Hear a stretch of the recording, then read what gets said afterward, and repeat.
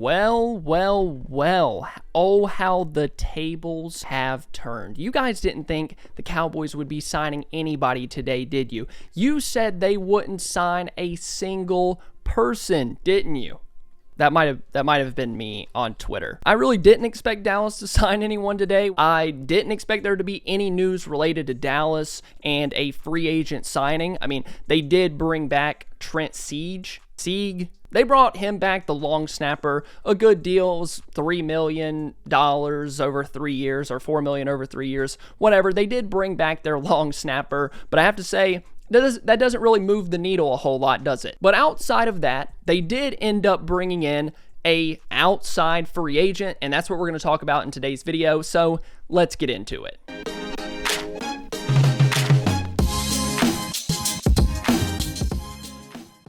So the Cowboys signed a running back. With Rico Dowdle still on the free agent market, Dallas decides to go another way and bring in Javonte Williams, formerly with the Denver Broncos. What does this really mean for Rico? It probably means he's not going to be back in Dallas because his market is going to be more than what they just got Williams for. I expect Rico to sign with someone between $6 and $8 million per year. I think that's out of the Cowboys' price range. I think it should be out of their price range. If they weren't going to spend $8 million on Derrick Henry, why would you bring in Dowdle for $8 million? So they decided to go with a vet minimum deal with Javonte Williams. And Williams is a name that I've actually liked a lot throughout his NFL career. He was a guy that played at UNC Chapel Hill from 2018 to 2020. He was drafted in the 2021 NFL Draft in the second round, pick 35 by the Denver Broncos, and he's been there ever since then. In college, his college career was awesome. I had really just started getting into the draft. I wasn't watching players like I do now, but I know that he set the PFF record for the most missed tackles forced per carry with 0.48. And at Carolina, he was a violent runner, kind of reminded you of a Nick Chubb. So he went in the early second round to Denver. And in Denver, as a rookie, he really burst onto the scene. 903 yards, 4.4 yards per carry. He had 43 catches for 316 yards with 3 touchdowns. And of course, what he did at Carolina with the missed tackles forced, he was top 3 in the NFL as a rookie with 63. So his rookie season started off great. Looked like he was well worth that second round pick. Then in 2022, and this is what really derailed his season. You can say that it derailed his career, and it's why the Cowboys got him at 1 year, $3 million.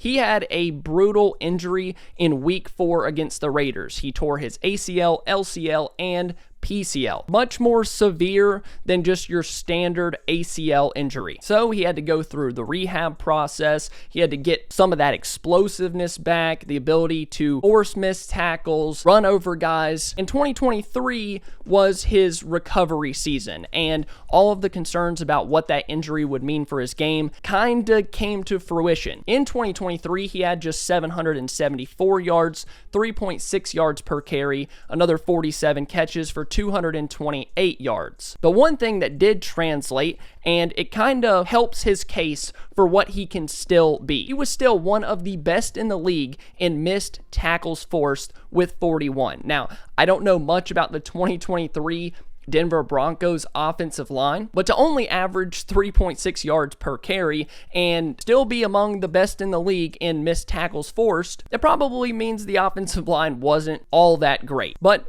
for Javonte Williams, coming off the injury, he still played in 16 games. The offensive line play probably wasn't great, but he just wasn't himself. The burst, the acceleration, it wasn't there like it was in his rookie season, but he still had the power. He was never really a home run guy. And of course, an injury like that certainly doesn't help. And then in 2024, his season wasn't as great once again. Now, I haven't dove into the film. I haven't watched him on film. I'm just basing this off of what I saw on the TV broadcast, catching Broncos games every once in a while. But his dip in production, the arrival of Sean Payton kind of coincides with that. Williams got hurt in 2022, coming off the ACL. Then the Broncos get a new head coach, and Williams' production drops off quite a bit. PFF had him ranked as their 42nd overall running back according to their grades, and they only graded 42 qualified running backs. Of course, you guys know on this channel, we do not take PFF as gospel, but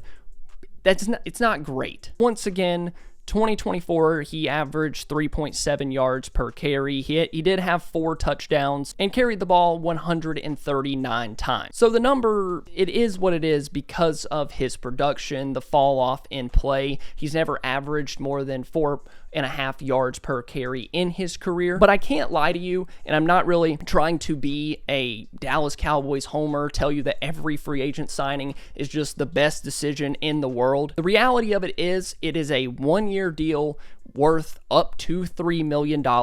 It doesn't lock the Cowboys into anything long-term. It doesn't even lock him onto the roster in 2025 because the number is so low. But here's the thing. I do like Javonte Williams. I like what he brings to the table. Is he the same guy that we saw in 2021 and 2022 when he first came into the league? That kind of power, that kind of contact balance, the burst? No, he's not. But I do think there's a chance in a different scheme, a new coaching staff, there's a world where getting healthier, that he is a better player. I'm not here to sell you the idea that he's some all-pro, but I like this signing much more than what we saw from last year, re-signing Ezekiel Elliott, a 2024 Ezekiel Elliott. And for now, he is a placeholder until the draft. He doesn't really keep you from drafting a running back, but he at least plugs the hole enough to where you don't feel like you have to go get one in the first or second round, and maybe you can pair Javonte Williams with a back if you're deciding to go with one in the 3rd round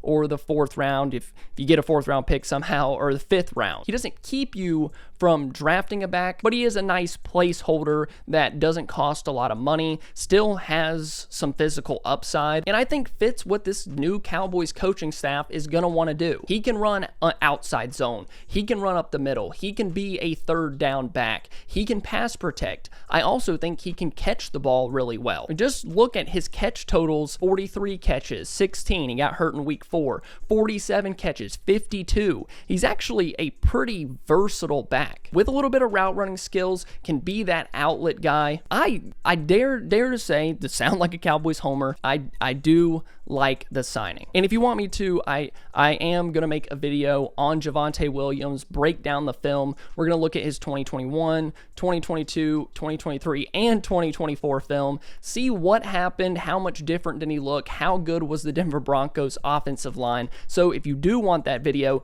please head down there, like this, comment your thoughts on the signing. Are you surprised that Dallas signed someone on day 1 of free agency that wasn't a long snapper? Let me know down below in the comments. Until then, thank you guys so much for watching. I love you all, and I'll see you very, very soon with a Javonte Williams breakdown and hopefully more breaking news that the Cowboys signed somebody. I love you all. Bye.